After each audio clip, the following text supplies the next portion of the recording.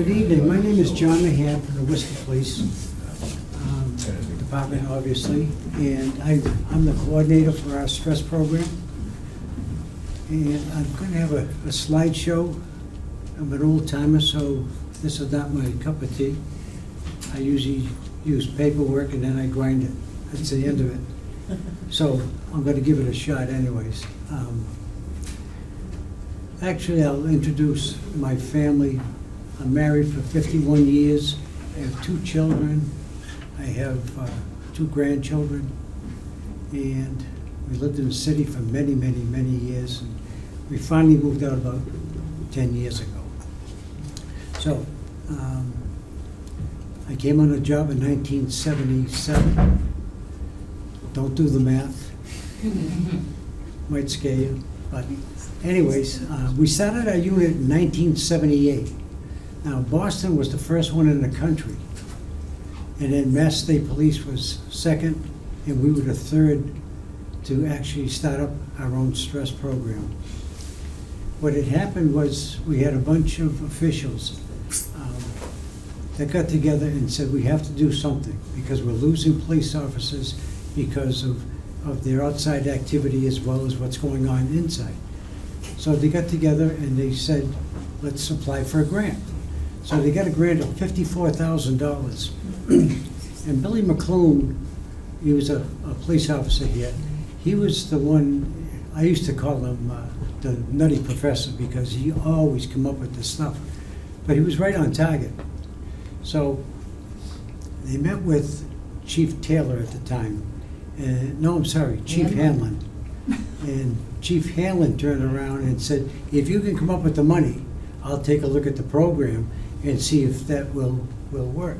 So they did. They actually put it together. We had peer counselor concept. Now, peer counselor concept would be a good listening person. Like anything else, a lot of the guys, they went to the classes, they took the classes and so on and so forth. We took classes for 2 weeks at Worcester State. But a lot of them had said to me, you know, I have enough of my own problems between work and home and so on and so forth. I don't know if I want to get into anybody else's problems. And little by little, a lot of them dropped off. So in 1981, Chief, let me think, I'm on my 11th chief, so I have to go backwards. Let's see, what the heck.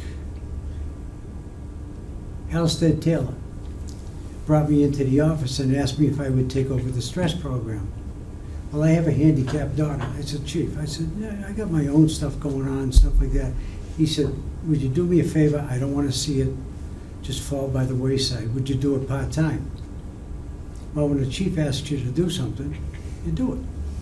So I said, all right, I'll try it. And that was the beginning of my career in the stress program. So little by little. Now, if you have any questions along the way, by all means, just let me know. I'll do the best I can to answer them. Paul says he set me up. He probably did. Yeah, he set me up. Where's Casey? I'm not sure that Agent works. Casey. I'll try this one. There we go. Okay, so when we started out, we said, what is stress? Well, it's basically with our guys, we get into the psychological, the emotional, acute stress, and our chronic stress. And I should back up a little bit. There was a psychologist that did most of the training with us. His name was Dr. Leo Palizzotti. And this was 1978. He's still with me. He's still in practice. He's short-term therapy. I think he's one of the best therapists around. He's no nonsense, which is what our cops need. Because if they think they can snow you, they're going. So, anyways, when we had started with this whole thing, we were saying, what do you mean emotional and acute and chronic and so on and so forth? So all of it was broken down, and we understood it pretty well. And as a public servant, you have the personal duty to protect blah, blah, blah, blah. So anyways, we get into awareness, change in personality, and this actually happens with our guys and gals. Change in personal appearance. These are all warning signs. And we do training with the officials as well as our regular rank and file. And believe it or not, our officials will pick up on certain things such as change in personality. You know, all of a sudden, they're not the young man who comes in and has a lot of fun at roll call and is like a class clown. And now he's very, very quiet and so on and so forth. Well, our officials will pick up on that. And I get a phone call and so on and so forth. I should back up a little bit and should explain our stress program. I work directly for the chief. I don't have any deputies, captains, sergeants, lieutenants, none of that. So I work directly for the chief. And I like it that way many times because we have, when we're a full complement, it's 480 sworn police officers. And sometimes I think I'd like to have some help, but I'm petrified of confidentiality. And if I lose confidentiality, we're out of business. So I'm not about to do that. But this is what the warning signs that they will pick up on. Change in personal appearance. Guys who come in and they're squared away on a regular basis, and now all of a sudden they're coming in and they're kind of dragging a little bit, and their shoes aren't shined anymore, and where they always were, and so on and so forth. They start, now the officials pay particular attention to excessive sick leave. We get 15 days sick leave, and some of our guys will use it up every year. We can bank it, and upon retirement, we can do what the city allows us to do as far as buying back and so on. Calling out sick during shift time, you know, they're halfway through their shift and all of a sudden they're calling out saying, I gotta go home, I'm not feeling good and stuff like that. They're all red flags that our officials pick up on in calling in sick after a day off. Some more warning signs: increase in civilian complaints. Believe it or not, we do get the complaints up in the chief's office where the civilian turns around and says, that guy Mahan pulled me over, he gave me a ticket, I deserved the ticket, but he was so rude, I can't believe, you know, he's a police officer and so on and so forth. So we do get the complaints, and they go up in the chief's office, and they're processed basically over to professional standards, which used to be internal affairs, and they'll call for reports from that particular officer and so on and so forth, and they may get a written warning, which will go into their jackets and so on. Get the mood swings. Some, you know, guys are usually, they're pretty good. See, the first 5 years are our most productive. From 5 to 7, they start to experience what we call burnout. We're getting away from that somewhat, and after 7, you fully realize, between 7 and 10, you fully realize that it's a job. That's exactly what this is. This is a job. Some people start to have some sleep problems, frequent accidents with the cruisers, and sometimes with their own personal cars, taking unnecessary risks. When we have a serious situation out in the street, these sergeants basically take control of that particular situation and make sure that he knows where all of his people are, and he knows where he wants his people, and so he takes complete control of it. So we're not having somebody, you know, all of a sudden he's going to take this whole situation on. We had a situation in Grafton Street where a young man had, he threatened that he had a bomb and so on and so forth in his backpack. And the SWAT team was there. The SWAT team commander runs the show. Chief doesn't run it, deputies don't run it, the SWAT commander runs it. So it's not unusual to see a sergeant, a sector sergeant, he runs that particular situation. Because if you start to get into the command staff and so on and so forth, you're starting to lose exactly what's taking place. That particular sergeant on the street knows all the information he needs to know to deploy his people and to call for a situation. And he may call for the SWAT team, he may not call for the SWAT team. He may call for a CIT team because of some mental illness that's taken place and they recognize it. So he takes command of that. You'll also see some of our guys, they become depressed. And excessive violence, the department doesn't tolerate that at all. That goes right up to the chief. From the chief, it goes right over to professional standards, which is internal affairs. And after X amount, I've been around 46 years. I have seen some people come and go because of excessive violence and excessive force and so on and so forth. In the 11 chiefs,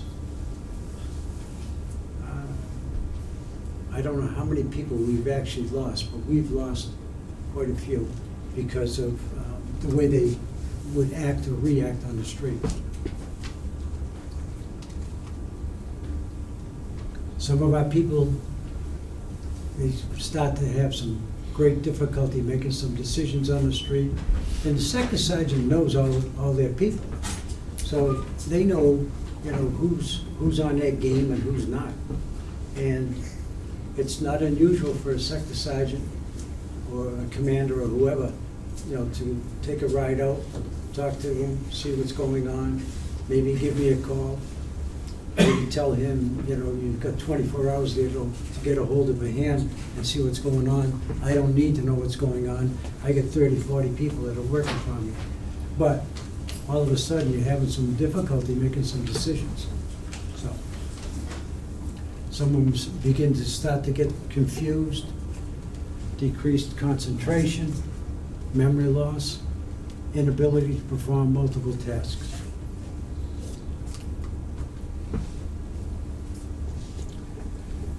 A lot of times, the things that I'm telling you about, I'm sure some people experience that in their own jobs. It doesn't have to necessarily be a police officer, but I'll get into some of the other stuff that we actually bump into, which kind of sometimes tips our guys over the edge. The home front. All of a sudden, when they come on this job, they're going on nights for about 10 years. And I tell them in the academy, plan on 10 years of nights, 11 to 7 or midnight to 8. So if you think you can't cut that, then you better think twice about whether you want to become a police officer or not. You're going to work the holidays. Junior man is going to work the holidays. Sometimes you'll get a senior guy that'll fill in because his family is gone away on vacation or something.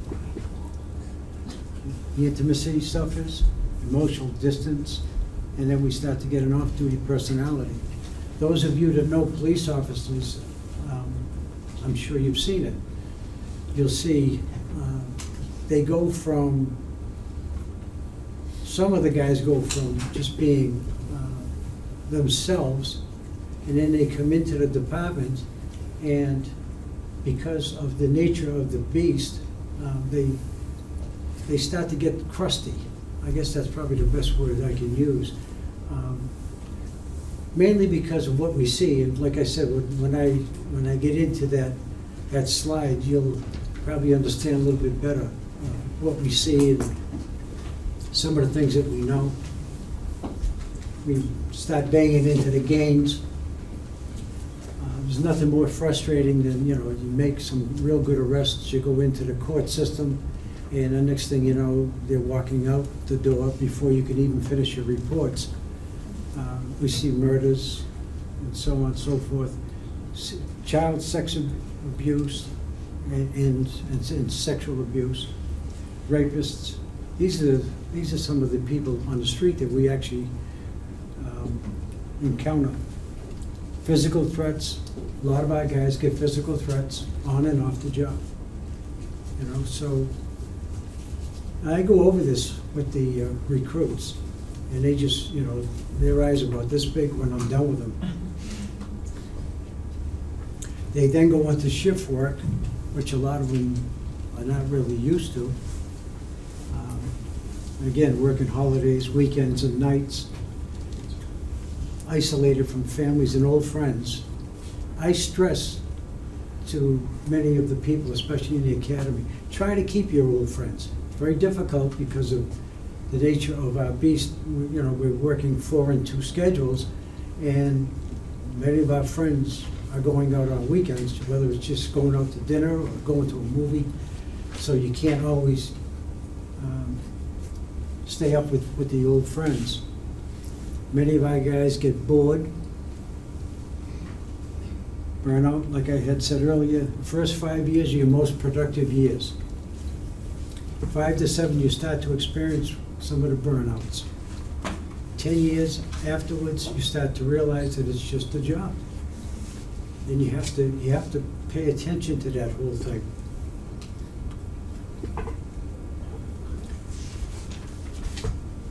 This is the national stat.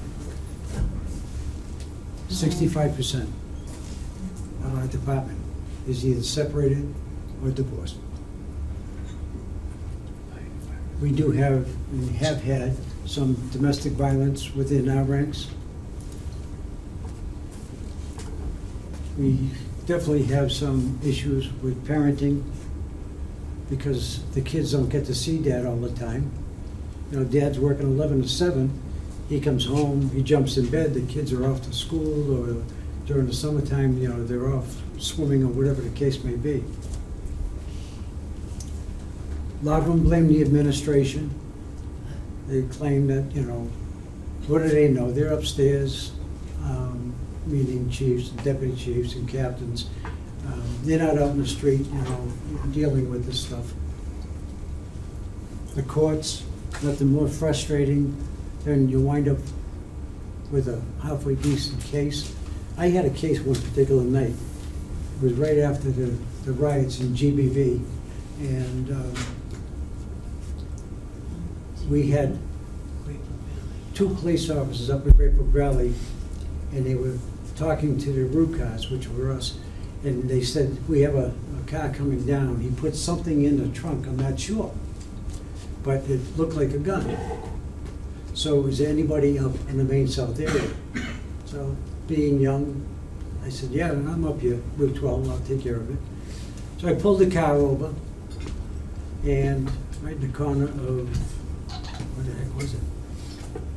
Main and Allen Street. And I checked his license out, it was fine. I checked the registration, it was fine. I said, would you mind opening the trunk? He said, it doesn't work. I said, would you mind if I try? He said, no. He handed me the keys. I wiggled and finally got it. I popped the trunk. And here's the gun. So we had the gun. So I make the arrest. I went to court.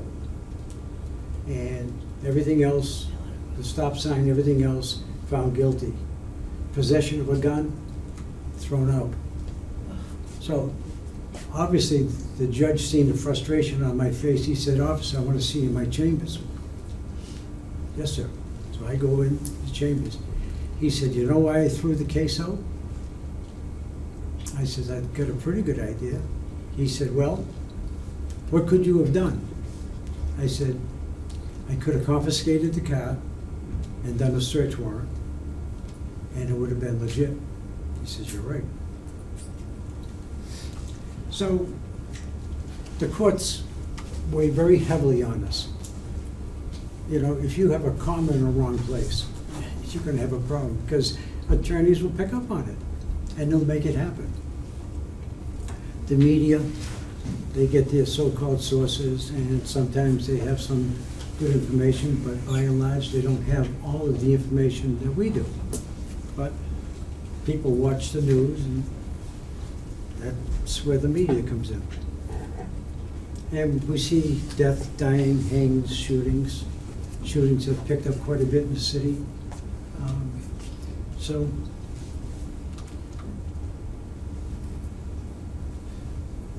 Because of the stress of the job, people get worn down. You know, we encourage them to use the gym. We encourage them to use their time off if they can. We get into hobbies and so on and so forth. But our performance, spirit, moral health suffers. People become bitter. And you can see it. Like I said, the first 5 years, you know, there's big smiles on their faces. They're going out and they're having a good time and they're developing new friendships and new relationships and so on. And then 7 through 10, they start to experience the burnout. Like, does this get any better? You know, we continue to answer calls. We wind up dealing with nice people when they're victimized. You know, when the little old lady's walking down the street and somebody comes up and grabs her pocketbook and runs like hell, next thing you know, she's out probably whatever little bit of money she may have, and he's off and running. So we get very, very tired of all of that particular end of it. We do get the attaboys. We do get that from upstairs. They want to go back to, under Chief Gardella, we used to give different ribbons for the guys to wear on their uniforms, depending on what they did, whether they saved the baby's life or whatever the case may be. And we would always have, maybe every 3 months or so, we would have a seminar where the chief would present and tell the story about saving the baby's life or a burning car and so on and so forth. So they're planning on going back to that. But the chiefs will get on the computer and thank certain people, not certain people, all the people that have done outstanding jobs in different areas. So as a result, if the person doesn't get any help, and again, they can come to me, or they're going to be ordered in by the chief. When the chief meets every Thursday with his command staff, which are the captains and the deputies. And if the chief hears that, you know, Mahan's having a problem and so on and so forth, he'll grab the captain and say to him, you know, you get a hold of Mahan and make sure he gets a hold of the stress unit. I want him to get some help before I order it. So we start to see anger, anxiety, grief, again, mood swings, depression, chronic pain, blood pressure goes up. Cancer, we have an awful lot of cancer cases over the years. Way too many, as far as I'm concerned, just way too many. And I have a study in my office, and it talks about stress versus cancer, and it hits it right on the head. Heart disease. I also sit on the retirement board, and under the retirement board, the heart disease is a presumption, which means basically that because the nature of our job, automatically any of the heart diseases automatically are presumed to be job related. And that's throughout the Commonwealth of Massachusetts. We have people suicide. And some people get very cynical. Any questions so far?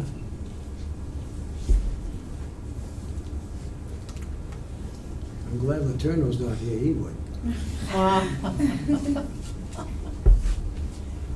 So suggestions in order to survive a police career. You need to have the open communications, pay attention to changes, maintain the outside friendships if you could possibly do that. Physical fitness, we have a gym here, and we encourage the people to use the gym. Rest as well as they possibly can. I could sleep all night long, and it didn't bother me. I could sleep all day long. It didn't matter to me. mattered to me when I was working nights. But some guys just can't, they just can't do it. They go to work and they come home and they're wound tight, or they're not wound tight, they just can't sleep. Eat healthy. Most of our guys are McDonald's and junk food, because it's fast, it's easy. You know, I'm not gonna go home and ask my wife, you know, prepare a meal for me, and I can't slide home and eat. Hobbies, we have a lot of guys that are tradesmen, or they enjoy hobbies. Utilizing the stress units, seeking professional help on their own, or they can come through me, and then spend more time with your family, so on and so forth. Before you, I do have a question about that. You said earlier that full complement of officers is 480, 480. and you are the stress officer? Yeah. There's no one else who's? I'm it. You're it. Which, I'm just doing the math in my head, so that's a lot. So my question, I guess, is around seeking professional help. Yeah. Do you have any stats as to, and I know there's all this HIPAA stuff around this, but you get feedback from the insurance companies about the level of use of professional help by officers? No, I don't have that. Does the city ask for that from the insurance companies? That Not that I know of. not even the level though, just what the percentage of, you can't get anything like that? No, see, what I do is, I call myself a referral. So I think I have it with me. Over the years, I've been able to develop resources. But I go through Dr. Paul Lazzotti. I can pick up the phone, and I have 2 o'clock in the morning, when we had a police officer whose son picked up his gun and shot himself in the head, and he actually died, and so on and so forth. I can pick up the phone and call Leo at 2 in the morning, and he'll respond to me. But in the meantime, I have on-call services 24 hours a day, 365, for adolescent therapy, detoxification. So I do it differently than the state police in Boston. They've got a team, 12 to 15 people. Confidentiality, as far as I'm concerned, I have a great problem with that. So if I need a detox center, I can call Gosno, I can call, I've got 3, and I use them. Marriage counselors, which again would be Leo. So I put everything through Leo to maintain the confidentiality, number 1. And in order to get back to work, you have to have what we call a fitness for duty. So the fitness for duty would be whatever professional, if Leo turns around and he sends one of our people to one of the mental hospitals we have, those records come back, Leo evaluates those, and then says, yes, he can go back to work, or no, he's not going back to work yet. And I just say verbally to the chief, he's not ready to come back. Chief says, fine. With all due respect, it does sound like the program is designed to address chronic issues as opposed to acute. And in a way that would prevent, by addressing acute stuff, would you prevent the chronic? That's where Yeah. I'm going on that. Yeah. We, well, I'm just using that one as an example. We have mental health hospitals, psychiatrists, we even have financial advisors, estate planners. And I get into all this, especially with the recruits that are coming in. You know, we've had guys around here that, when I first started, they had no idea. They thought they were never gonna retire, never gonna die, never gonna get sick. And I said, we gotta do something about it. So I started to do some research and found some people that I was comfortable with.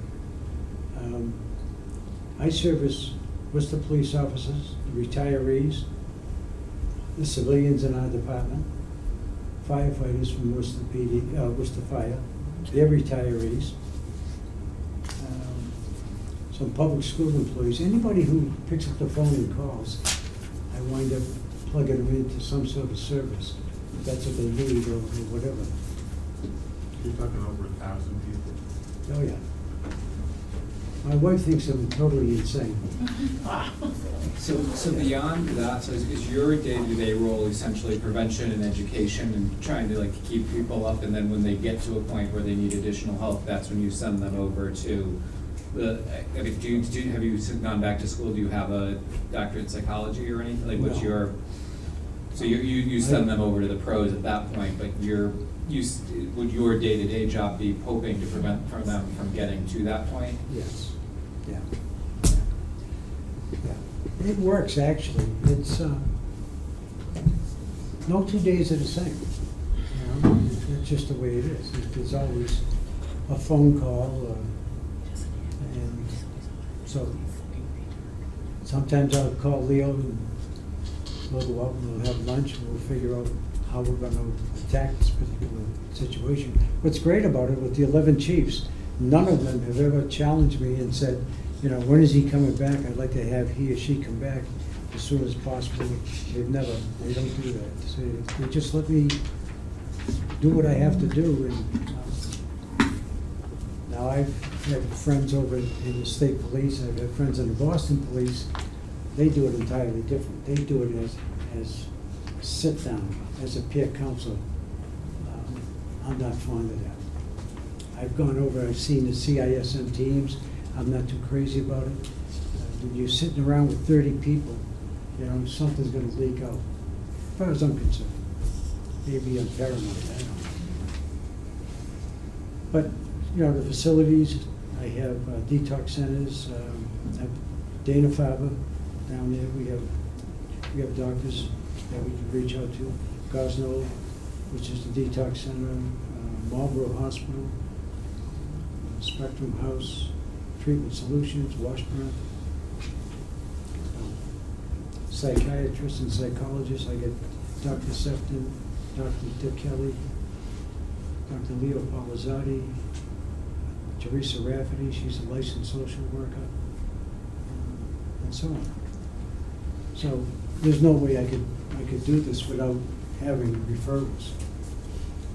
And I meet with them on a regular basis and see if there's anything that they would suggest that we should do. So far, it's worked. You know, 46 years, and we're still plugging along. Boston's gone through, I can't tell you how many directives of their stress program. So, but, yeah. Any other questions?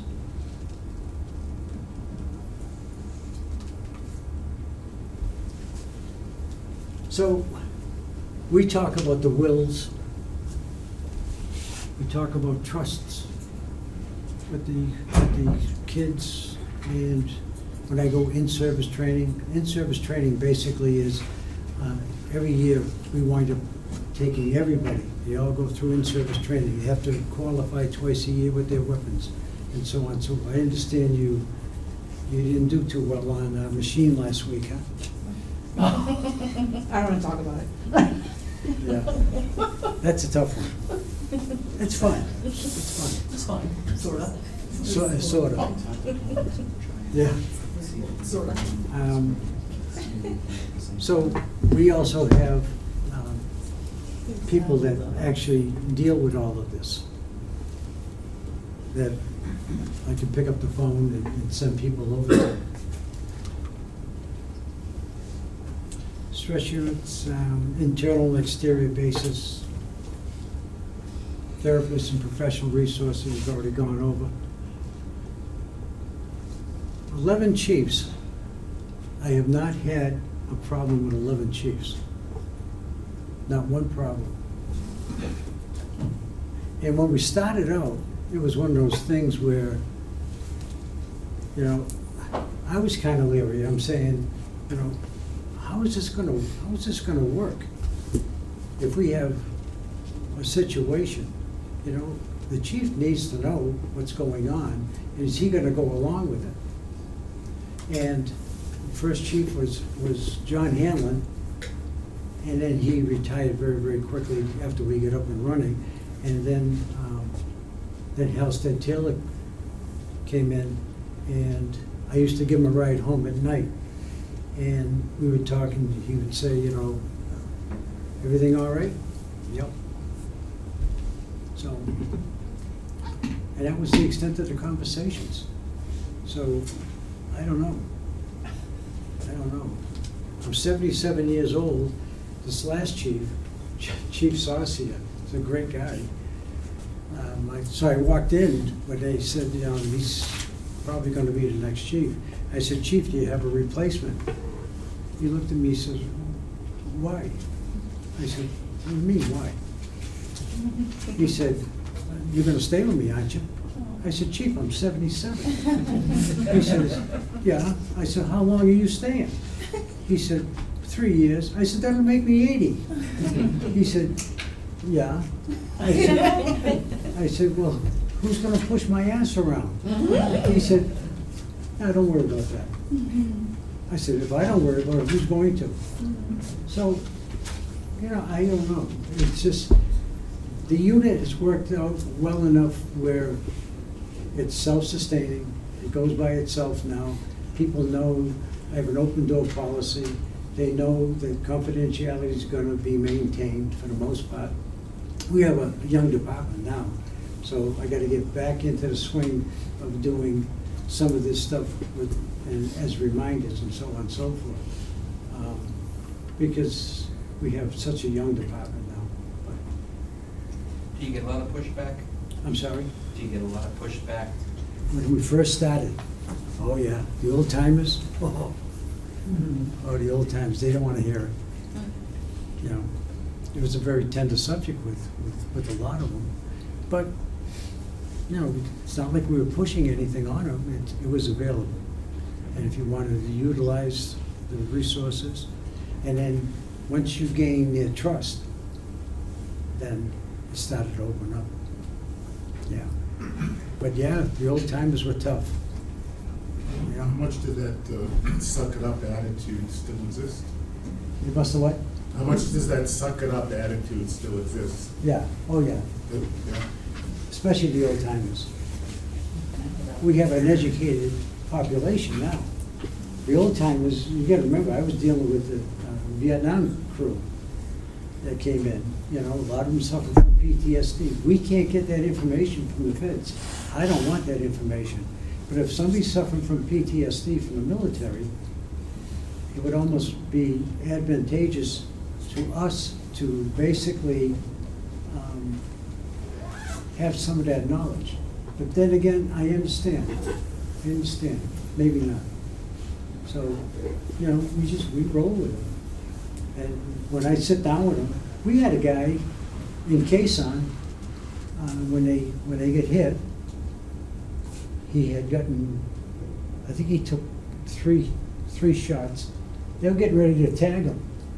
He turned around, he wiggled his toe and said, what are you doing?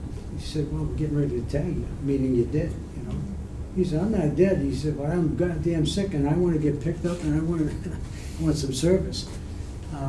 So, you know, a lot of the guys seen a lot of action and stuff like that. And another guy had 3 gunship shot out from underneath him.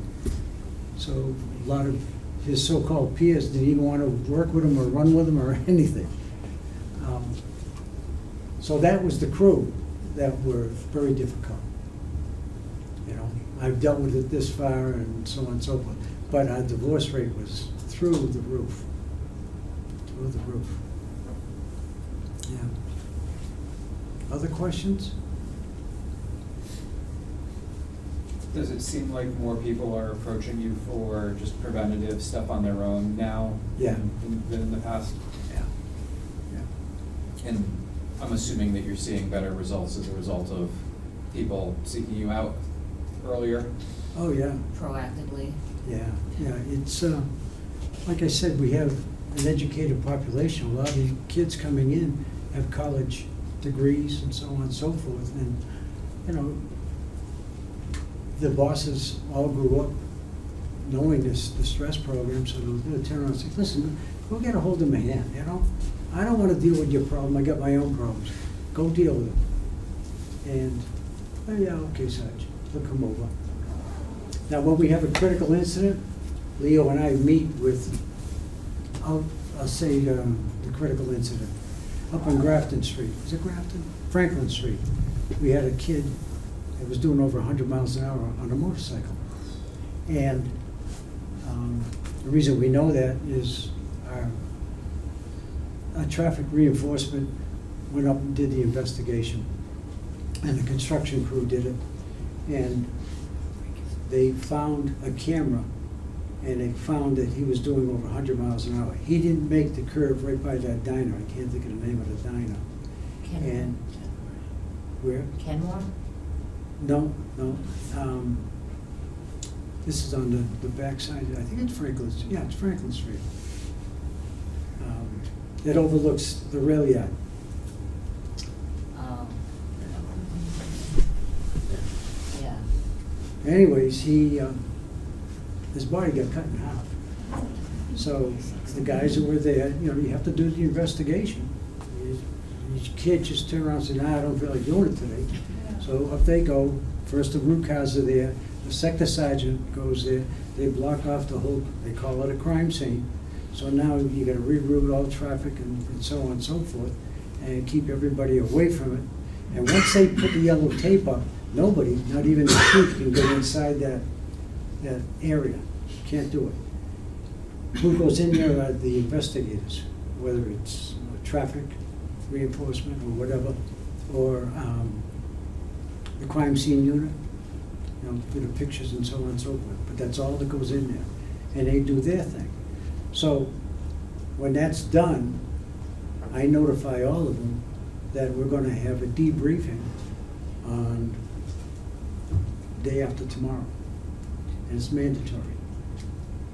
And Leo and I will go in, and we'll go through basically, you know, what we've seen and heard and so on and so forth, and the psychological issues, and we'll have guys that'll call back and say, you know, listen, you know, can I spend some time with Leo? Yeah, okay. Yeah, here's his number, and they call him. Any other questions? Just, that sounds promising, especially with the younger guys. I think most people who are willing to talk about this can start seeing that so many people have trauma in their lives. Right. And it's okay. Yeah. It's a normal response to an abnormal situation. Yeah, that's true. And the more officers that can understand that, be okay with that, the better. Yeah. And in terms of being able to talk things through and be supported, have a place where they feel comfortable. Yeah. So I'm hoping that this, Yeah, I'm sure we have certain individuals, no, I'm not going in. And that's too bad, but whatever.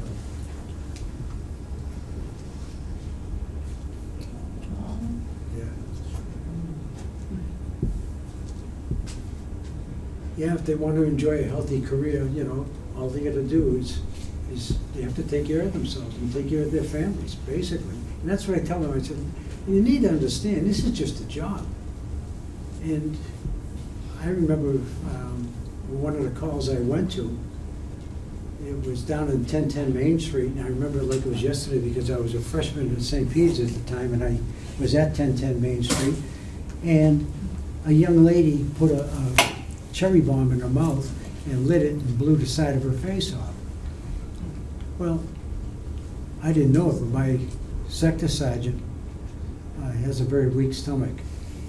So I called him, because you're supposed to. Called him, notified him. He came there, and of course, he sees the scene, and his teeth on the wall and blood all over the place and stuff like that. And he goes over the railing, he's puking all over the place. But we didn't have, at that time, we didn't have the stress program. It was just, all right, now you gotta go to the next call, or the next call, or the next call, and the next call. You know, and you have to have a clearinghouse. You have to be able to leave this here, dump it here. Some can, some can't. But again, we're fortunate because we have younger people and they're smarter people than what I dealt with. I had a lot of great friends from the Vietnam era that worked here as well as friends of mine, but they kept everything very, very close to the vest.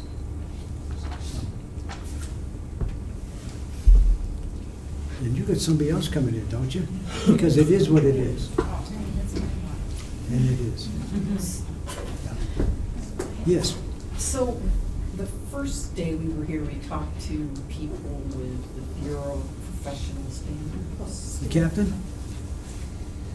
Elise Miranda. Oh, yeah, Sergeant. George, so I'm assuming you worked closely with them? No. No. I worked directly for the chief. I had a deputy say to me the other day, how's so-and-so doing? I don't know. I'm not gonna tell him. Why would I tell him? He wasn't being crude about it. He just wanted to know how so-and-so was doing. Oh, I get that part, but they're also dealing with stress levels and, behavior on the part of the officers. Oh, well, see, they report it to the chief gives it to me. Everything goes through the chief. If I need something. Yeah, I'm just trying to I- figure out the Yeah. connection thing. Yeah. Yeah. See, the state police, they've got a major, they've got a lieutenant colonel, and of course, then they got the colonel that they have to go through. Just to put somebody into a detox program. So, but, no, I don't, no. I got enough work, I don't need theirs, they don't need mine. Yeah. Yeah. Questions? Do you know what percentage of Worcester police are veterans? Yes. That had active duty overseas somewhere? Oh, yeah. Yeah, the last time I checked it was probably a year ago, maybe a little bit longer. And we had like 40% were veterans. How many of those had combat duty? I'm gonna say over half. So the 20, See, when you take the exam, a disabled vet goes to the top of the list. Then, I gotta make sure I get it right. Disabled vet, then a vet, then a minority, then a white.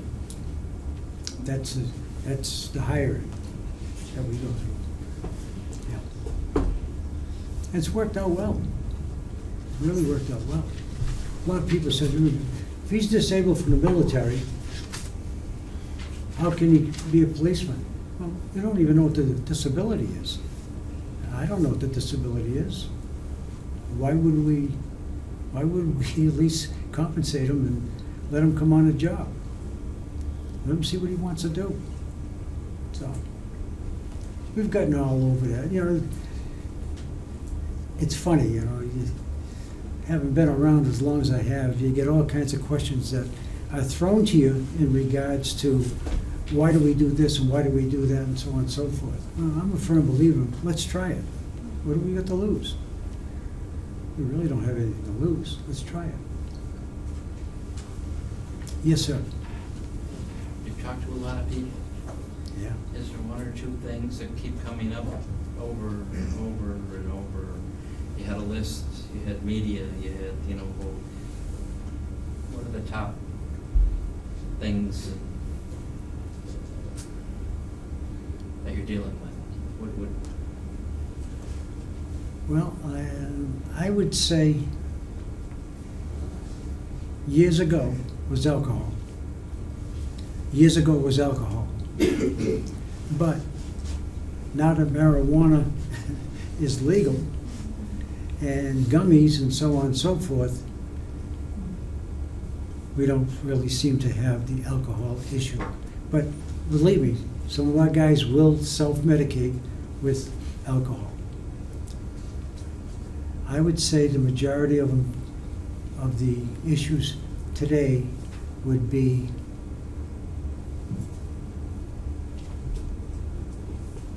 families.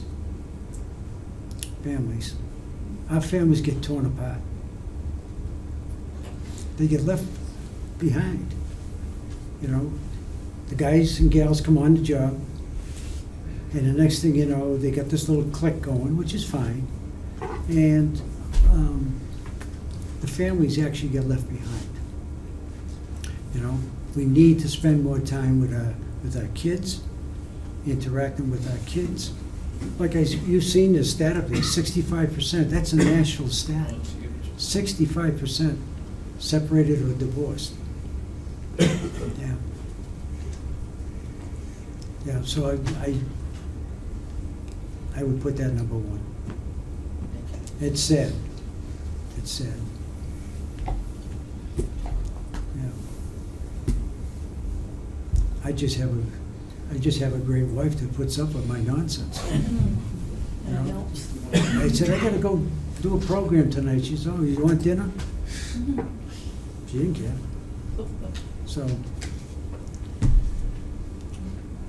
I don't know. It is. I wish I had all the answers. I don't. Any other questions? Because I know you got other people coming in, but. Very good. Well, thank you. Thank you for your attention. Good evening, everybody. From what I hear, this is your last class, huh? Yeah. Oh, God, you get John Mahan. I hope you guys stayed awake. You get me, I'm worse than him. And then you get Rebecca? Rebecca, so you may be home by Christmas when she finishes talking. I'm kind of quick, but. So, who am I?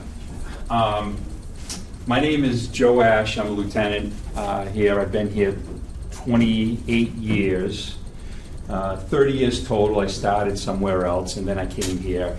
The Officer Lieutenant will tell you how smart he is. Have you had Officer Lieutenant in here? You've seen Paul, right? Always. He's pretty smart, but my claim to fame is I finished 2 people ahead of him in the academy. He was my classmate, so he ain't that smart. All right, 28 years here, 30 total. I got promoted to sergeant in 2005. I got promoted to lieutenant in 2016. I worked last half overnights as a patrolman my entire career, as a police officer, mostly down in Maine South. As a sergeant, I pretty much gravitated right there. Nights, I went days in like 2013. They gave me the Northeast sector, which is kind of, Lincoln Plaza and the Valley, downtown. Then when I got promoted to lieutenant, they threw me over with the horses. I started the mounted unit, and I did that for a little while. Went back nights, and then the courthouse opened up, and I went there in 2019, so I've been there for 4.5 years. I'm married.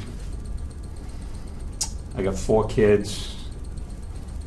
My wife is, she's a mental health clinician, so she helps me through a lot of things. I got 1 son that graduated from Nichols. I got 1 son who's in Nichols. I got 1 son who's trying to figure out life. And I got 1 daughter who is in law school, and she's a cancer survivor. So she's got it on the ball. She got leukemia in 2016. Went through it like nothing. Maintained school. Her complaint right now is she got a B in law school, and that's the first B that she's gotten since she was ever.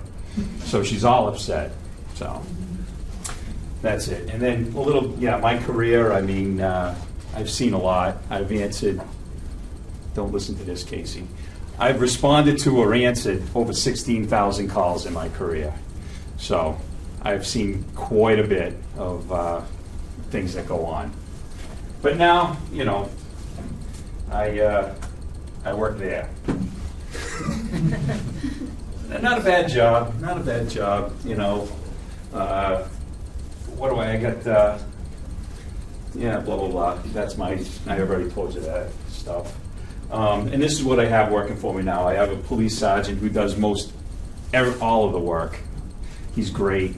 I got 4 police officers who, I got 2 real good ones. I got 2, they're doing okay, but they're new, so they're getting it. And I got 1 civilian who's been there for probably, what do you think, Casey, 20 years? Oh, yeah. Probably, yeah, at least 20 years. But she's great too, though. What's that? Her name? No. Oh. I was just going, huh. Yeah, and she's awesome. She's my office manager. She handles all kinds of things. Anything that comes up, she handles. If anybody's got any questions about the courthouse or anything, just raise your hand or just yell it out, and I'll do my best to answer what I know. That's what I do, right there. That looks like my office. We process paperwork. What we do, we process every single arrest that comes in. We process every single warrant application, summons request, and hearing request in the entire station. Okay, everything the officers do come to the 7 of us, and we process it all. So yeah, there's a lot. We probably have in the office, we probably are following 5,000 cases that are ongoing right now. And we probably have another stack of people who have active warrants, and probably, 3,000 people that are out in the city with active warrants that just seem to elude us all the time. They're pesky. But we catch them once in a while. It's usually the ones who get the warrants right away that we catch. The ones who have warrants that have been years and years, they've done a pretty good job. Most of them moved away, and they're somewhere else. So they've eluded us. Sir? So what are, when you say warrants, some of them just traffic violation type thing because they fail to appear, or? Yeah. What happens is a charge gets filed, either an arrest or a hearing, or hearings are like misdemeanors, small misdemeanors that go in front of a clerk magistrate. If probable cause is found with the clerk, then they go on to arraignment, and then the people don't have to show up for a hearing. Warrant doesn't get issued there. Okay, when they go to arraignment, if they don't show up, then a warrant comes in, and that could be anything from a traffic violation all the way up to homicide. It could be for anything. But obviously, if it was a homicide, it would go automatically to warrant status. It wouldn't go into hearing status. So we have things from, the minors, operating without a license, all the way up to, homicide. We got people out there who have committed active homicides, and they're still out there. Oh, I'll tell you, I got a story. This is actually a pretty good one. 1998, I'm sitting down Main South, 2 a.m. Bars are closing, and there was a bar down there called the Tropicala. I don't know if anybody remembers it, but it's right at like Main and Oriai Place, Benefit Street, right in that area. There was a bar right there, and it lets out whatever reason, gunplay starts happening. Some poor kid gets shot. He ended up dying. The guy runs across the street. We got a good look at him, but we didn't catch him. He ran up Benefit Street, and he was somewhere out there on the lam. We tried to catch him. We didn't. So 2019, fast forward, here I am at the courthouse. I get a summons for somebody. And I'm like, well, that's interesting. I have no idea who this is. Well, a pretty sharp state trooper who happened to be there at the time saw this guy in the Dominican Republic and goes, I think that guy did the murder in 1998. So I'm sitting there and you know, so I'm like, I better read this. So they get the guy, bring him back to the United States, and you know, he got convicted and he's, you know, doing life. But I was like, what did I do? So I had to go back and read my report, which is, I also teach report writing in the academy, and I use this story for them. I go and I read my report, and I'm like, oh, that's what I did. I didn't do much. All I did was go down there, and I had somebody at gunpoint, which I thought was the guy. It wasn't him. I ended up driving some people into the station, and they talked to me about a couple things that they saw, and that's what I testified to. It wasn't, you know, I didn't catch the guy, but that's what I did in '98, and that's, I don't even know where I got, but that was a good story. I like that story. And I use that with the recruits when I teach them report writing, and I'm like, if it's not written, it never happened. So here I am going, okay, well, I used to write reports all the time, right. Even if it had nothing to do with anything, I still wrote a report. And that way I could go back and I could, you know, justify what I did, or I remember what I did. Because I mean, Jesus, 20 years, I have no idea what it is.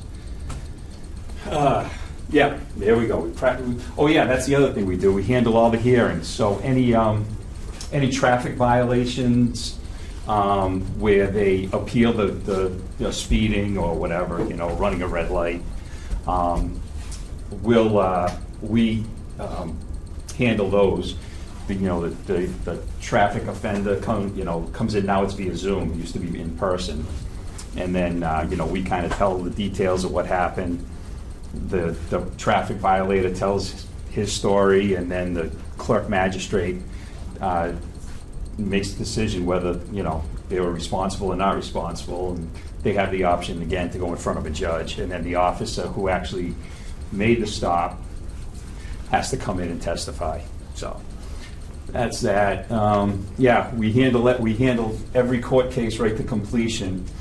And in addition to all that, we handle everything. We use that little office as a little substation. And if there's one thing I learned about the courthouse, everybody who's done something wrong ends up there in that courthouse. So you get every criminal from the city in there at some point in time. As a matter of fact, even today, we had rival gang members in there, ended up causing problems, screaming and yelling, and you know, somebody got called out in handcuffs. So it happens quite often that somebody will get arrested there, and it's not usually the regular public who kind of come and go as they please in there. It's usually rival gang members and things like that. So yeah. So it's a pretty, the seven of us are pretty busy. There's some stats. We made over the last 3 years, you know, I don't even, 8,700 arrests. And then we processed, you know, close to 6,000 applications.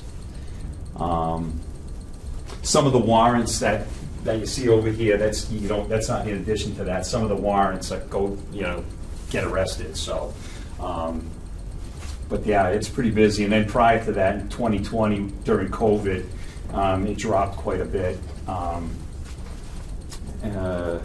And then back in 2019, it was a lot more. And in 2018, it was a lot more. So it's starting to crawl up there a little bit.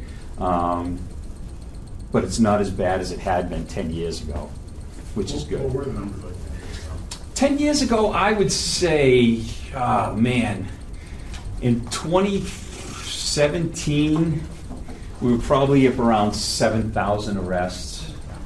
Yeah, 6,000, 7,000. I remember when I was a patrolman, and now I'm going back 20 years, there would be, 6,000.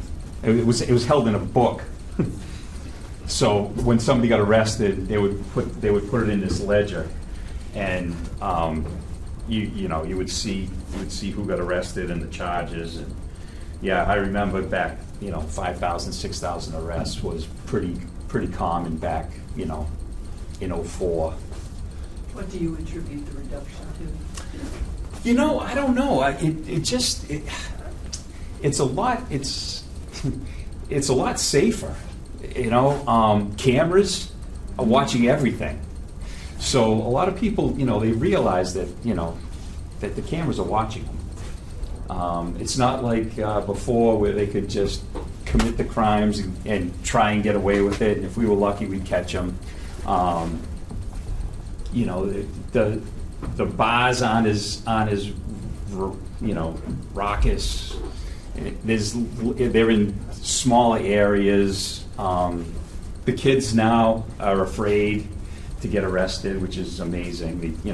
Like when people come from out of town, they're actually pretty good.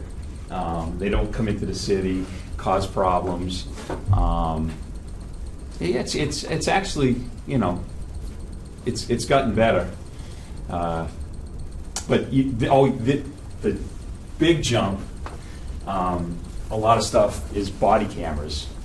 So body cameras take a lot of discretion out of our hands, because if we were thinking about maybe giving someone a break for something, the body cameras kind of tell you what the police did. And a lot of times when we're thinking maybe we'd give somebody a break, then arrest is probably warranted. And back, I'm trying to think, sometimes there's a statute of limitations, 6 years for crimes, most of them. So if somebody's talking to someone and, my boyfriend slapped me in 2021. Oh, well, boy, I'm sorry, but now that's on camera. But we don't want anything done. Well, yeah, well, something's done. That happens. The body cameras are there. We would say, okay, well, you don't want anything done. He hasn't done anything since then. Okay, maybe we would give him a break. But they're talking about a crime, so the crime happens, and we make the arrest. So that's why you'll probably see a jump in that. If it's basically the discretion is taken out of our hands. Everyone kind of understand that, sir? Yeah.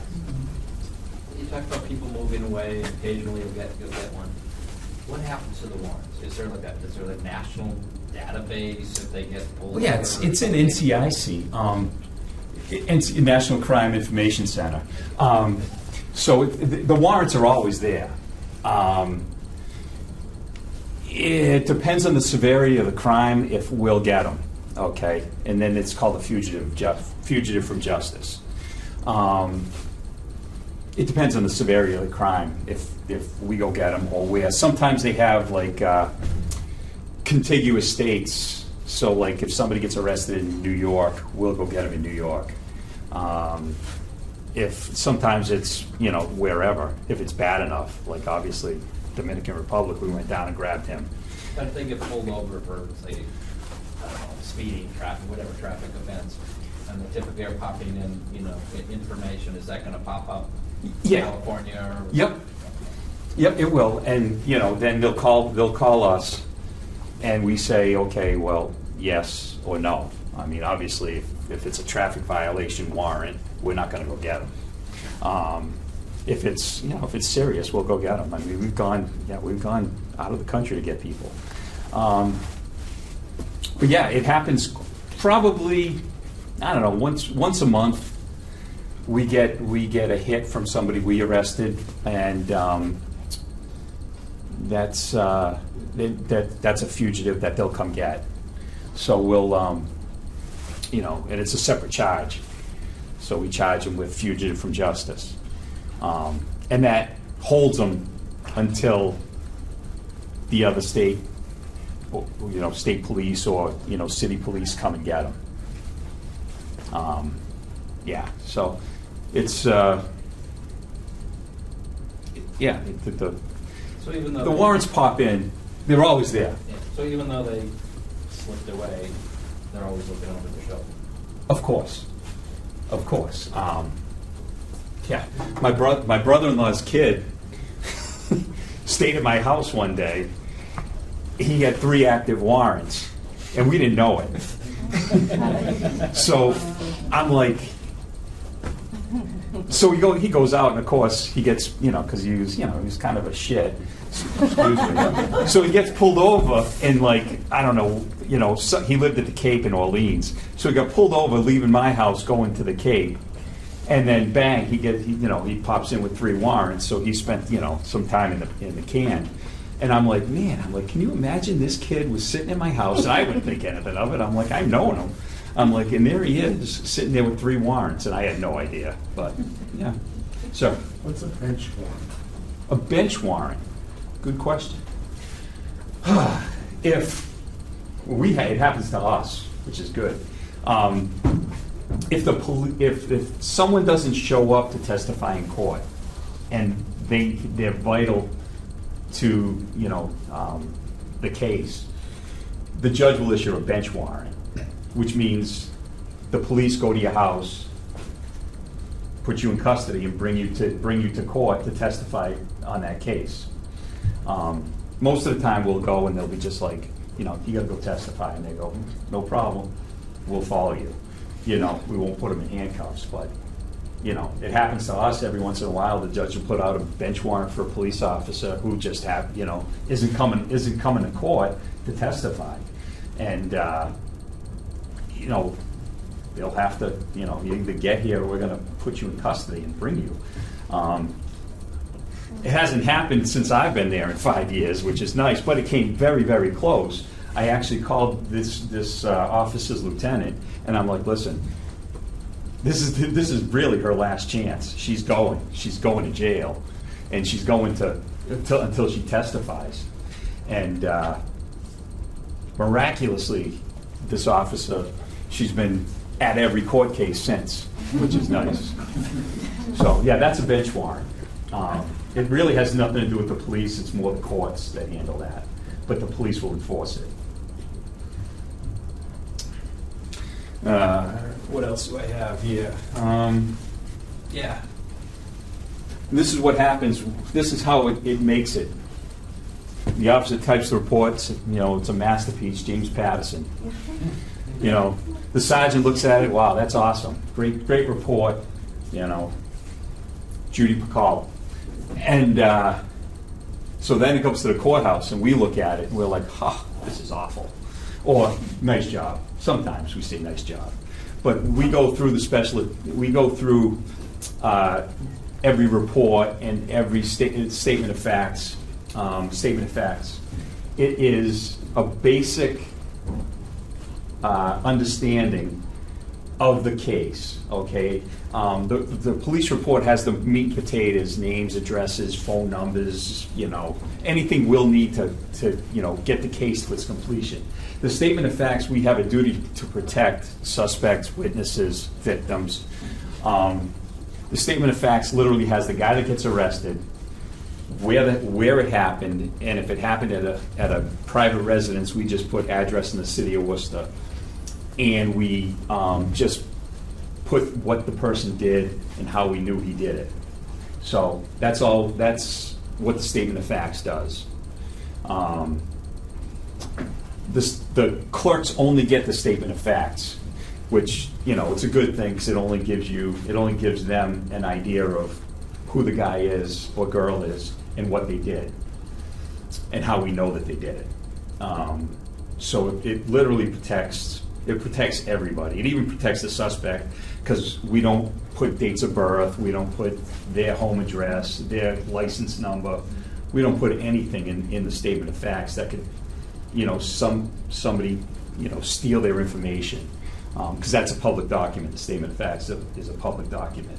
So we keep everybody's information out of it so that nobody can steal their information, pretend they're them, although I don't know why anybody would want to steal the information and become someone who's under arrest, but they do, I guess. And then, once the clerk's office finds probable cause, they generate a report. It's called the original complaint. We sign it as a true bill, and then the district attorney gets a hold of the report, and then given a probation case file number. A PCF number is what it's called. That stays with you forever. If you've ever been arrested and you've ever gone in front of a judge for an arraignment, you get a PCF number. And it's there. It's in there forever. And so anybody who wants to, if you get pulled over and they decide the police want to check your BOP, your Board of Probation, which carries that's what carries the probation case file. It's in there, and everything that you've done is in there, and it's good. It's good for us because we can see if somebody's got firearms charges, or they're a violent person that we don't know. But if they got arrested in, I don't know, Boston, and they were doing time, then it's all in there. It tells you, if they were found guilty, how much time they did in prison. I do a detail down at McDonald's every Thursday night. If you happen to be down there, and say hi. But sure enough, we have some guy in there, and he's being a jerk. And I always have my laptop with me, so I'm like, who are you? And so I look at it, and I'm talking to him, and I'm like, you did time for attempted murder? And he's like, well, yeah. And I'm like, when did you get out? And he's like, oh yeah, about 4 years ago. Because there's like this massive break. He gets like arrested in 2004, and then there's nothing else in there until like 2019. And I'm like, you stayed out of, and then I'm looking as further down, I'm like, oh, attempted murder. I'm like, he went to jail for 10 years, 15 years. But yeah, so it's all in there. It's always in there. It's Corey protected too, so it's like I couldn't just put up someone's BOP right now and show you what it is because it's illegal for me to do that. So I can't. I could go to jail for that. So, but yeah, we always check it at the courthouse. Because if somebody's arrested for possession of crack cocaine, say, that's a misdemeanor. But if they've already been found guilty for possession of crack cocaine, it becomes a subsequent offense, and now it's a felony. So most of the time they'll do time for a subsequent offense where they may not do it. OUIs. Famous. I'm like, as people get arrested for OUIs, second, third offense, fourth offense, mandatory jail time. So if we can get them on a higher charge of OUI, there's always a mandatory charge and a longer loss of license. So OUI. What's going? Oh yeah, OUIs. All these other charges, they have to be convicted before you can use the enhanced charge. Drunk driving, OUI, drugs or alcohol, you only have to have a quaff, continue without a finding. What that means is it's not a guilty verdict. It's like if you didn't get in trouble for a year, the case gets dismissed. Or whatever the judge decides, a year, 6 months, 3 months, whatever the judge thinks. But for an OUI, we can use continue without a finding, even though the case is dismissed, for an enhanced charge on OUI.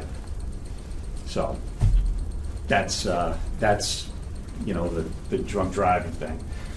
Domestic assault and battery, between household member, family household member, like boyfriend, girlfriend, husband, wife. If you've been convicted of that, the next charge is a felony. And then for disorderly conduct and disturbing the peace, we use that.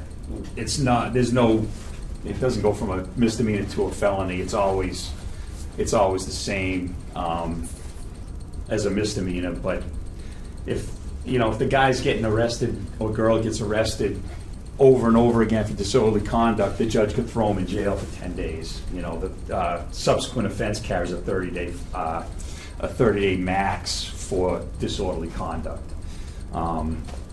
What's the other one? Shoplifting. That's the other one. I didn't put it in there. But shoplifting, if you're convicted over and over again, the penalty gets higher and higher and higher. You can do 90 days for shoplifting.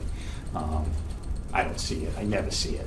But I see people do 30 days for shoplifting if they've been arrested enough.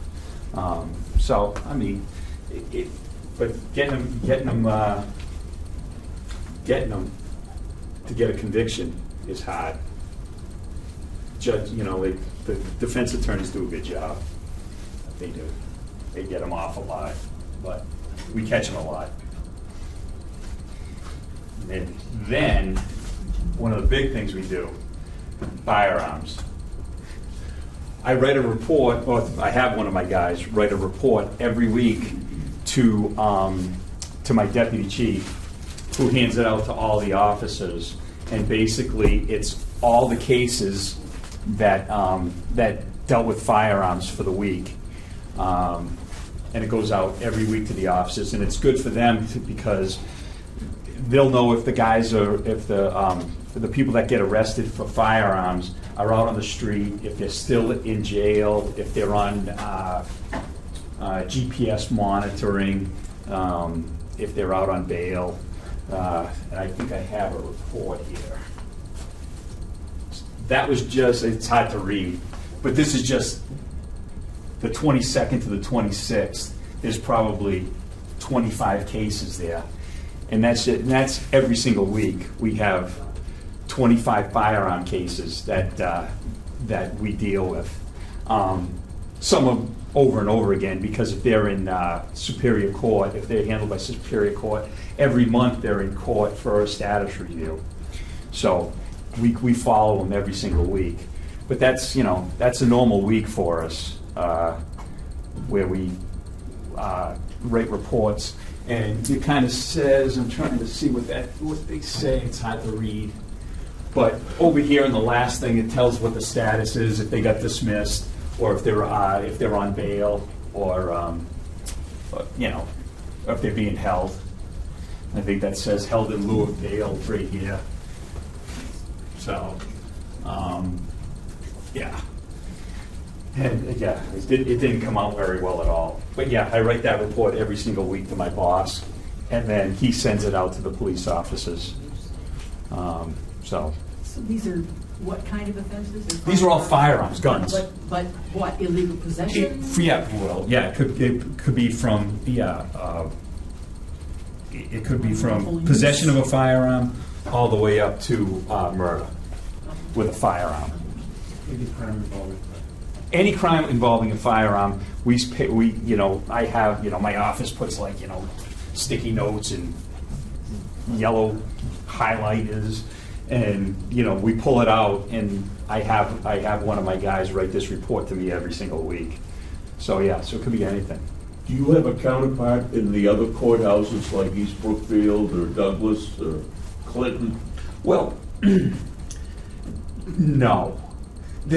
Some of the bigger, like Fitchburg has a unit like mine. Boston obviously does.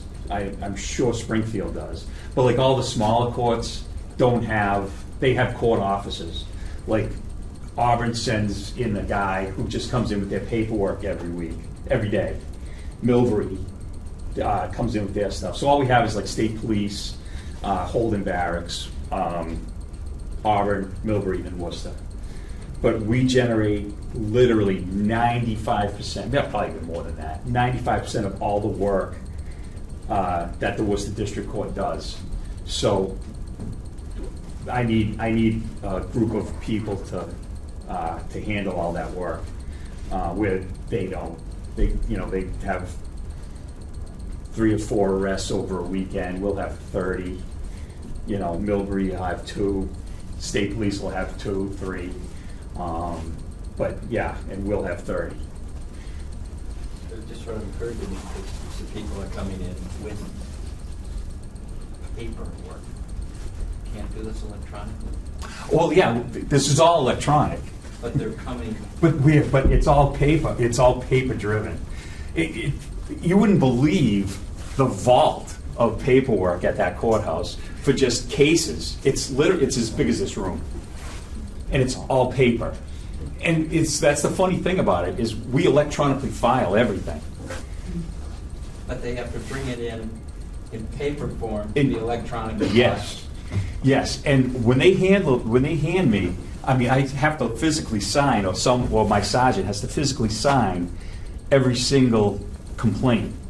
So even though it's electronic and it's there, and they pull it down on their computers or their laptops, wherever they are, they have to print out this massive docket. And it's probably, I don't even know. I mean, it's thick. It's thick, and the more charges there are, the thicker it is. So it's, yeah. I wish it could be handled a little better. Well, at least you're there, and this is Worcester, but you got people driving from all over. Yeah. And so that takes somebody off, the road, and the cost of everything. Yeah. Yeah, It and I seems mean, like- and they're either bringing the people that get arrested into court, or they're bringing the paperwork into the court, but the clerks already have it. I mean, I don't understand it, but that's the way it is, and it probably wouldn't be the way I would work it, but I don't see it changing in my lifetime, and I'm only gonna be here 4 more years. I don't see it I don't see it changing any other way. I wish it would, because it would make my life easier.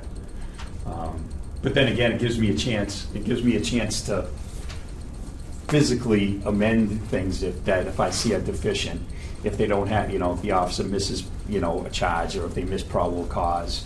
It gives my office a chance to add that charge, or add a little bit to the statement of facts to, bolster that charge. So, Can a cyber attack affect your I suppose. records But that aren't paper? I don't think it would. I don't know. I know that they have changed the way we've done things 4 or 5 times, Casey, over the last 5 years or 4 years. They went from like a VPN, which I thought was great because I could virtually print from anywhere on the planet to my printer over at the courthouse. Well, they took away that option because it was too much of a cyber risk. So that got taken away. So they put up another firewall, and then they changed it to Microsoft 365. So Microsoft 365 now is a whole nother learning curve, and I'm old. I can't, they keep changing this stuff, and I'm sitting here going, all I want to do is take this report from here and put it here. Okay, that's it. That's all I want to do. Oh, well, you can't do that now. You have to, now I have to, put it on a thumb drive and move it from A to B when I could just hit print and it would print exactly what I need. Now it's completely, there's so many steps. I would highly doubt that the city of Worcester Police Department would be a victim of a cyber attack, but you never know. You never know. Maybe some people would like to have their records removed. I don't know. But that's all I got. if you got any questions, I'm here. Does Massachusetts employ fugitive recovery third parties? No, like Dog the Bounty Hunter? Or something like They can that. call them nicer things than bounty. No. Yeah, do they No. employ, they don't use third parties? No, I think Connecticut does. I think Connecticut does. So the true bill, is that, once you guys have, for lack of a better word, published a true bill, you've completed it, signed. Yeah. How exposed is the information on that true bill? Well, you can find out quite a bit if we have a kiosk in the courthouse where public record, the public can go in at any time and type it up and find out, anything. You can find out the crimes that they did. You can find out their next court date. You can't find like all the Corey protected stuff you can't get. But you can find out, if you have a family member that got arrested, you can find out what's happened. You can find out what when their next court date is, what happened at it, and I think you can find out the charges. But as far as a fugitive unit, the state police has a fugitive unit where they will, they'll actively go and get them. I think the marshals had one. Because every once in a while, when I was on nights, we'd have somebody from the fugitive unit that we want to go grab somebody at 4 or 5 o'clock in the morning that we knew they were home, so we would wake them up. And that's but they had units that go around and do that. Hey, one more question. Yeah. So I worked with a DV unit in Nashville. Mm-hmm. And a lot of times it was very difficult to bag the perp at the time of the event, and the victim would recant. Mm-hmm. And so if you're a prosecutor, sometimes it gets really muddy in between he said, she said type of. Yeah. So, but having the documentation, the reason I asked about the true bill. Yeah. So the degree of protection that a victim could obtain, so that true bill you couldn't walk into the courthouse, put your nickel in in the machine and come out with the data that's on the true bill. No. Well, you can find out that you can't find out the victim, of course, but you can find out the crime. Right, you can put the two together. I mean, if you have. I suppose if you knew who they were. Yeah, you could put together. Yeah. It's funny you bring up domestic violence. A lot of them get dismissed, and it's just for that reason. Exactly. The victim, we're coming in as a third party. We don't know what happened. We're testifying to what the victim told us. Well, it's called totem pole hearsay. We can't talk about. We can talk about it in court. However, if you don't have something to back it up, like the victim testifying saying, "I told the police that," if you don't have a victim that will testify, it almost always gets dismissed. And domestics get dismissed a lot. But with that said, we take them off the street that night when that crime just happened, if we're lucky enough that they're there. So that way, at least the immediate threat of violence is taken away. Where do you put them? Jail. In jail? I mean, like just overnight? Well, it all depends. Okay. There's bail. Domestics, anything that's involved in domestic violence is a minimum of $540. Okay, which is why I always, I don't get a chance to catch but on the weekends I do. I catch the bail clerk and I can amend the charge. So if it's something that I see that needs to be amended, the bail clerk will give it's basically it's charge-based as the bail. When you say you see something needs to be amended, you- So, yeah, so if somebody gets arrested for domestic assault and battery, family household member, okay, that's a misdemeanor. If they've been convicted before, and I see it on their BOP, and I see they've been convicted before, I'll amend it to the felony portion of it. And that way, that $540 probably becomes $5,040. Okay, so, and I mean, I've seen them as high as $1 million. So, I mean, it's basically what bail is they set a bail high enough to get the person to show up at court in the morning. So, that's, you know, a lot of time, but you also can't hold somebody in their ability not to pay. But with that said, if it's high, you can't hold somebody on like disorderly conduct if they don't have any money for 3 days from Friday night until Monday morning. If they don't have the ability to pay, the bail clerks will let them go on personal cognizance. I mean, if it's a domestic dispute, they're there until they can either post bail, or if if it's a violation of a restraining order, they're in there until the next sitting of court. So, if you get arrested and Christmas is on Monday, you get arrested Friday night, you got Christmas dinner at the station. domestic violence it gets kind of complicated with kids, right? Yeah, well, there's different categorizations. There's assault and battery on a child under 14, over 14.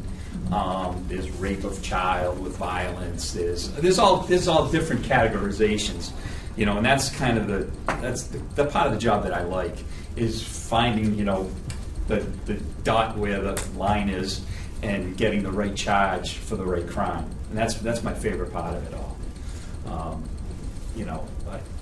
I'm not in the business to get everybody in trouble, but when they get in trouble, it's my business to make sure that the charges are there and it's the right ones. Okay, and I'll give you the number.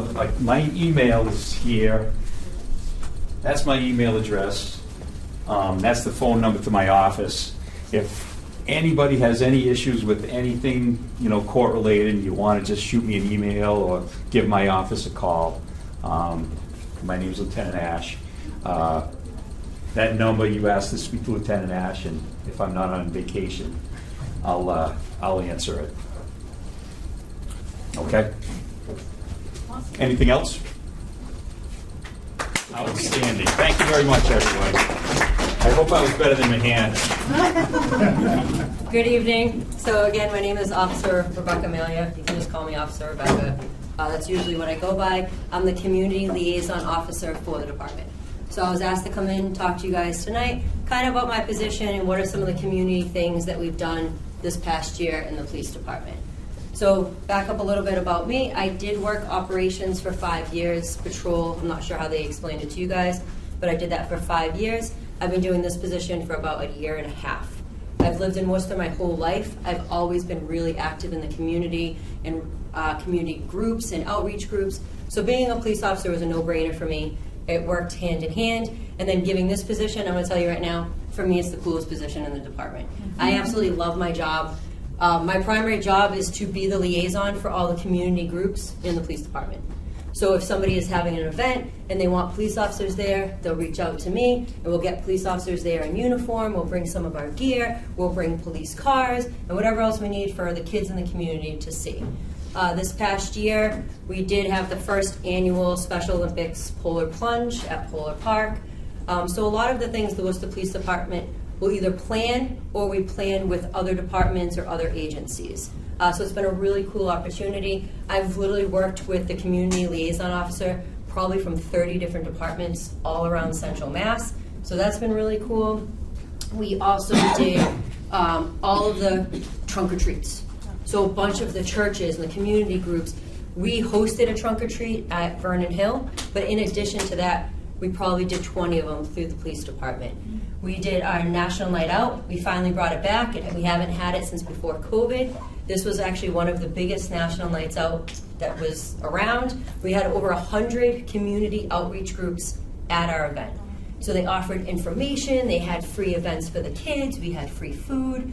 It was huge because everyone was itching to get back together. So that was really cool. We did fill a cruiser for Thanksgiving.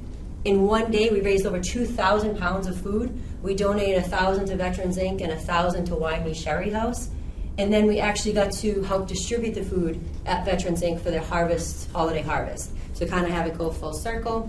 Our big event that we do every year is our giving tree.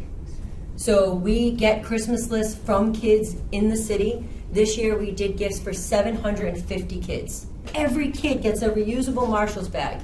Those reusable bags are huge. If kids are living in shelters, moving around, things that we take for granted for them to put something in, that's theirs. Every kid gets a blanket. Every kid gets hats and gloves. They get 3 toys from their list. In addition to that, if we get extra toys donated, we try to match it up to things that they ask for. So things that we think would fit their personality based off their list so that they get a full bag. So we did 750 kids. In that 750, there was about 45 teen moms. Teen moms are still kids. So we got them mini crock pots, they got socks, they got lotions, stuff for them as a kid, or stuff for them as a person, not just as a mom. So that's our big thing that we do every year. We also started doing Talk with a Cop. So we go in the schools, we talk to every single classroom in one school. When we did Burncoat Middle, it took 10 full days. From morning announcements to end of the day, switching classes just like the kids with like the 3-minute break in between, but talking to every single kid just like this. No presentation, no agenda, just letting the kids talk to us. We open it up, let them ask any questions. If they don't have questions, we talk about our uniform, basic stuff, what everything is, what it does. That program has now started to do churches. Churches are asking us to come in and do the Talk with a Cop with their youth groups. We did a lot with the migrant families this year. Same thing. We went to a Century of Care Alliance, Family Resource Center. We were asked to come to Girl Scouts, Boy Scouts, just to make that connection and to realize like most of the stuff we have is to help people. And just even understanding, like even the fact that I have a bulletproof vest on, sometimes people don't know that we wear them and why we wear them. I've had kids ask me, well, how come you have to wear one? Do I have to wear one? Am I safe? Explaining to them why we wear it as a police officer, but when I'm a mom, I'm not wearing my vest out going to the movies. I'm not wearing my vest when I'm grocery shopping. And even just letting them know, hey, I am a mom. My kids go to Worcester Public Schools. Things like that, like making that connection. I had to actually, they told me to keep it brief, so I printed out all of these. But we're very fortunate that we're able to do so much in the community, so I honestly couldn't remember half the stuff that we did just this past year. So we actually participated in the Worcester Multicultural Community Health Fair. That was their first annual event that they had. We were able to help and guide them with that. Being police officers, being from the area, help them bring into some community groups. That was great. It was a completely free event for Worcester residents, all about health. So I don't know if any of you were fortunate enough to go to that. It was at Fuller Park. They brought in any kind of health things that you could think of, and they were giving it to families, mostly migrant families, that never had the chance to have health insurance, never had their blood pressure checked, things like that. So that was really cool to be a part of. We did a lot of toucher trucks. So if you're not familiar with what a toucher truck is, we bring construction vehicles, police vehicles, fire trucks. The Worcester city bus was always a hit. The kids love the city bus even more than the police cars. We bring those to a parking lot. We invite groups to come in, and they literally just get to sit in the police cars, sit in the construction trucks, take pictures with them. We did multiple ones of those that were for autism awareness. So we did no lights, no sirens. And we had sensory tables, and it was all police officers walking around. We were basically the big kids too. We're playing Play-Doh with kids, doing sand tables, water tables. We did a couple toucher trucks for Hearts and Hands this year. Special Olympics, we do a lot with Special Olympics. We did a scrimmage game we had a scrimmage flag football team against the Special Olympics champions. We did not win. Casey, you're on that team, right? Yes. We've done a ton with the colleges. So we partner with the colleges. Just a couple weeks ago, we did a basketball shootout at the Holy Cross basketball game. So they had a bunch of police officers come in, we do a shootout game. We get invited to the high schools now, which is really cool. They're doing like basketball games with police officers, but it's kids versus teachers, so then the kids always want like a cop on their team, right? So a cop will join in their team. Going to school dances, and not even going to school dances as a detail officer, right? Who stands in the corner, like what we're all used to seeing at detail. They're like, no, come on, these kids want to do like the line dances with you. They want you out there. So those are just some of the things that just this year that we've been able to do. We try to do some kind of community event every single month in addition to all the schools. So our goal is to hit every Worcester public school, but as you can imagine, I mean, Burncoat Middle took 10 days for one school. We started the schools in February of last school year. So we actually did Burncoat Middle, 7th and 8th grade, and then this year we went back and we did all the 7th graders. And I'll tell you, when we were in the hall, all the 8th graders remembered us. And then just today, I did Burncoat High School. So I did all the freshmen. I had a bunch of the freshmen last year at Burncoat Middle. So they're starting to see a cycle, and they're asking different questions now. You know, before when they would have been like, hey, what's in your pocket? Chapstick, right? Now they're asking more in-depth questions, and they're comfortable because we're building that relationship. So I'm telling you, I love my job, and I can't tell you guys enough. I am amazed every day that I get paid to do this. I get paid to be like in the community and help people and bridge these gaps and stuff. So do you guys have any questions for me? I feel like I'm in an elementary school right now. Come on, I'm gonna start calling on people. Roughly, how many events do you do a year? This is since last October, so October of 22. This is all of the events that were done since October of 22. But it's hard to say because some of these lines say Burncoat High School, and that's one line where it takes 10 days to do. We're pretty much doing something almost every day. Is it posted? Is what posted? Some of the events? Yeah, so any of the community events are posted. So like when we do National Night Out, when we were part of the Multicultural Health Fair, that was posted. The Polar Plunge will be posted. Anything that the community is open to do is posted. A lot of the events are also in-house though. So if we're going to a Century of Care Alliance to speak with migrant families, we're not going to post it because it's only the families that are there and they kind of organize it and we go. When we go to the schools, it's in the schools, right? So some of the stuff is posted and some of the stuff is just kind of, we just do it. I saw another hand in the back before, right here. I don't have a question, I just wanted to thank you. Oh, it's honestly my pleasure. I love it so much. You can't tell. I know somebody has autism, so I mean, something like that, is that open to anybody, not even a Worcester resident? Oh yeah, when we do the, so we've done 2 of the big autism events. We have another one coming up in April. Those are open to anybody. And we actually partner with the HMEA Autism Center on Plantation Street, and they serve over 600 families. So when we have the event, they send it out to all 600 families. A lot of the partnership that we do is with Shrewsbury PD, Holy Cross, UMass PD. So whenever we partner, they all distribute it as well. When we had National Night Out, we had police officers from all of Central Mass because a lot of the towns are too small to host their own. So they posted it on their social media sites and invited their town folks and stuff to come to Worcester. They had police officers in Worcester from Grafton, Millbury, Sutton. We had Hopkinton here for our National Night Out, and they posted it and invited. So it's cool. It's kind of also bridging the gap between police departments, right? Instead of just having like Worcester Police and we only do this, and Auburn Police and we only do this.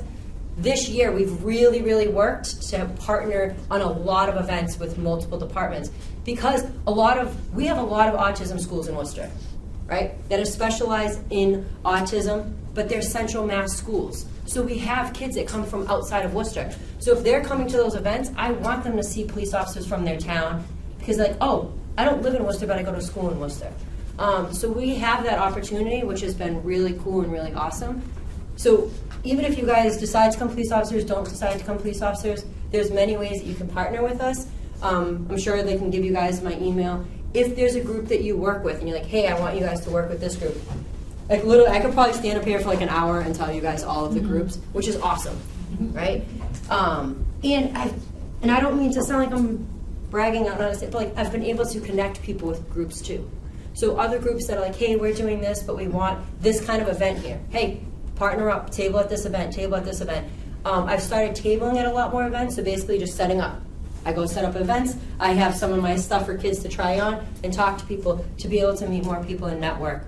The department has been amazing. It's not just me. It's other officers taking time on their day off, going to these community events. They love it too. We just don't all, I am fortunate enough that this is my full-time job, so I get to do it every day, all day. A lot of them have to do it when they're not working or in between shifts. Anything else? No? Thank you guys so much. It's been a pleasure speaking with you. My name is Patricia. I'm an animal control officer in the city of Worcester. I work with 2 other guys. The animal control unit is actually 3 people.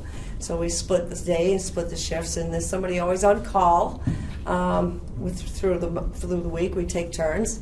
But basically, I was asked today, and you know, Rebecca is a tough act to follow, but I'll do my best. So anyways, I was asked to just give a little synopsis of what animal control does. So basically, animal control is responsible for enforcing the local and state regulations and laws. So that's where we work. That's our realm of where we work. It's just the animal laws, basically, cruelty and things like that. We rely on the police officers. We're actually civil. There is an academy for animal control that you have to attend, but we are civil servants. We're not sworn officers, and that's a lot of mistake people make. So we do rely on the police department, and I think they kind of rely on us to take care of those things that we kind of can specialize in. So it's a good working kind of relationship. They're always there for us, and we try to assist them in any way we can. So the laws, rules, regulations differ from town to town, but is everybody Worcester residents here, basically? So I've worked in other towns. I've been doing this since a long time. So I've worked in different towns and, of course, cities. So that's basically we get calls through dispatch, through the dispatcher. We have an answering service that people call and leave messages, and we take them off of the machine that way when we're on the road. We also work through an email system that people email us complaints through the city. We do have to appear in court quite a bit. We work with the city hall as far as unlicensed dogs. And rabies, and so we work with different community, different, I'd say, shelters and animal places in the city to help people and direct them and give them some resources for care and stuff for their pets too. Do you have a question? What kind of animals do you catch? We handle everything. We handle everything. Any 4-legged, let's put it that way. We leave the 2-legged ones to them.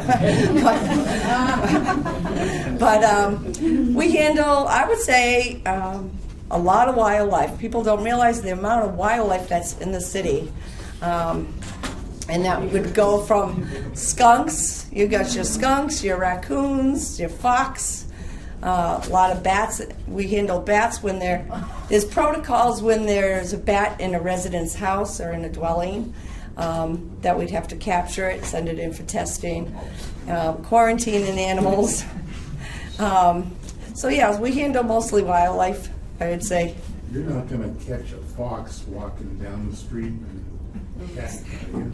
No. We observe the animals. See, it's good to know each species that you're dealing with, their behavior, and what is when they're not right. We look for signs, the neurological signs, things out of character for that animal, being too friendly, even not being afraid of people. Being out in the daylight isn't always an indicator that they're sick, because a lot of times, especially this time of the year, they will take advantage of any situation. They know every day what trash day is, they love. So they take advantage, and they're kind of, they're in survival mode. So we don't, but you'll see them, when they're not right. They might appear healthy, but then they will just fall over or try to they'll be going in circles to try to climb a tree and fall down. They'll be aggressive, just things that, instead of running away, they're running at you. and that's another thing. A lot of people don't realize animal control can handle an animal when it becomes a public safety sort of situation. And that's basically our jobs, are basically public safety and eliminate suffering. That's basically what animal control does. So if you have a problem with raccoons or skunks or fox living under your shed, as a whole family, we can advise you. There's different resources and stuff we can direct you to. There's the American Humane Society that has this great website. It's Our Wild Neighbors, and it has a whole page of whatever animal you might have a problem with, between a deer, squirrel, whatever. You can click on that animal, find everything out about that animal, their habits, and what they don't like. So, and even coyotes. There's like hazing. People, we try to teach people some information about hazing. They're like, "What do you mean hazing?" It's exactly what it means. You go out there and you bang and make noise, and everybody scares them away. They're very smart. To eliminate them out of a neighborhood would not work. Other ones would just move into their area. So they do communicate with others, so they know there's bad neighborhoods. Stay out of there. So it's illegal to catch and release too, right? Yes. That's another issue people don't realize. And this is not the city. This is the state that has, Department of Fisheries and Wildlife and all those, upper, the trapping laws. You can go down to Walmart and get one of those have-a-heart traps and set it in your yard and catch a groundhog, and then take it up to the airport and let it go. But you're not supposed to do that. It's illegal. The law says if you catch an animal on your property, you can release it on your property, whether you have 100 acres or 50 square feet. You have to release it on your property. If you don't, other than that, you'd have to dispatch it or euthanize it, whatever you want to call it. So you have to have a plan, and that's another problem people do. They go down there, and then they'll be calling us, "I have a skunk in a trap under my deck." And it's like, so what's your plan? And they're like, oh. So, just think it through before, if you're going to do that, you better have a plan. We'll help people out the first time. But most times if they're really just, you run into elderly people that they put a little, have a heart trap out in their garden because it's eating their veggies, and they didn't expect to catch this nasty possum, and then so we'll help them out now and then. But we try to assist everybody, put them in the right direction. A lot of it is education. We can run around stamping out fires, but if you teach people what they can do and what they can't do, and when it's time to call a nuisance wildlife control or one of those companies that pest control places, they're not too happy to hear that, but sometimes it has to be done. And I can tell you by experience, everything happens on the third floor of these big 3-deckers. There's bats all the time, all these old houses. And bats are very beneficial. People don't realize that. They eat a ton of mosquitoes. We need bats, for sure. So there's, people are so freaked out about them. And I try to, they're just little mice with wings, and that doesn't seem to comfort them at all. So, What's the largest exotic animal you've had to scoop up that was loose in the city, or you had? Well, we have quite a bit of them, but I think the best one is for me, anyways, is to watch the faces of police officers when there was a llama down on, was it Belmont Street? I wasn't there. No. Yeah, I think it was Belmont Street, and there was a movie being shot in the city at the same time. So, I was somewhere else, and at first it was a camel. I'm thinking camel, right? And they're like, oh, it's probably just part of the movie set. And then, so I was like, I want to go see the camel. So I went over there, and it was like behind Memorial Hospital, over there. And this young guy, and there was like 10 cops standing around, and like, and I'm like, oh, thank God it's alpaca, which are like camels but small, So anyways, Where did it come from? he bought it off of Craigslist. He bought it off of Craigslist, and it got delivered to him at the 99, and he lived in Shrewsbury, but he was going the wrong way. He was supposed to be going over the bridge. I don't know how he ended up behind Memorial Hospital. But anyway, so I'm like, okay, I got this. So I've handled it quite as, I'm not really, maybe ignorance is bliss, but I don't think there's an animal I haven't been able to figure out, only because I know their tendencies and, how they would protect themselves and what their reaction would be. If I do this, what are they going to do that? So I always have a plan in my head going forward on, how this is going to work out. So anyway, I was like, this is a little llama. So I opened the side door of the van, and I just walked it up and got a head in, and it popped right in, and they were just...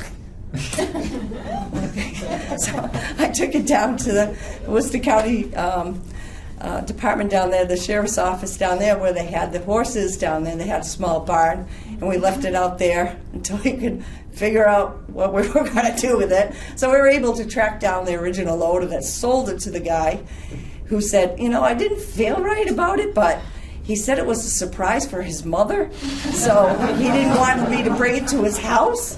So yeah, so that was the good one, and it all had a happy ending. But just to see the reaction of just, the looks on their faces, it was priceless. And then the thing just acted like it knew me, just whoop, whoop, right in the van, and they're like, ah. So, but yeah, it worked out well. But there's been a lot of crazy things. A few months ago, there was articles about a brown bear around the Greendale neighborhood. Oh yeah. There's a lot of bear. A black bear. A black bear. Yeah, they're black bears we have around here. But there are a lot of wildlife in the city. People don't realize it, and I called about a moose that was climbing into Notre Dame Cemetery. We've had, I think, in the last 5 years, we've probably worked with the Fisheries and Wildlife, or whatever the large animal response unit from Mass Wildlife. Yeah, they came out. We call them. We contain it until they can get here, and working with them. I think we've taken out 4. So, and mostly cows, the females.